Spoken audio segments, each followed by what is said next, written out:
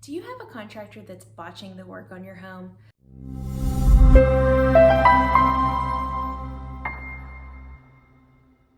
Well, this happens way too often, and unfortunately, there are just some contractors out there that think that they can do poor quality work and then get away with it. And a lot of times, they do get away with it. So sometimes the best thing you can do is to fire this contractor before they do any more damage to your house. Here are a few pieces of advice for navigating this really difficult and unfortunate situation. The first thing is to check your contract.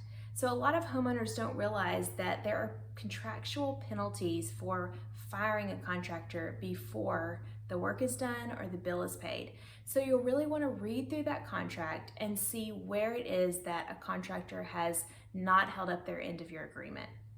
The second thing is to get adequate documentation. So you'll want to take some pictures and videos before and after this work has been done, and you might also need to record some conversations with the contractor. You'll want to take a lot of notes on all the relevant information that has to do with this situation, just in case this does go to court.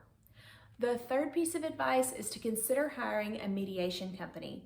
So if things just get really ugly between you and the contractor, this might be a way that you guys can come to an agreement outside of the courtroom. The last thing is to just consider buying or selling your house to a company like ours. We buy homes in your area without you having to fix anything up. We buy them for cash as is, and we can close in as little as 2 weeks. We'd love to hear from you and give you a fair cash offer. You can find our number in the description of this video.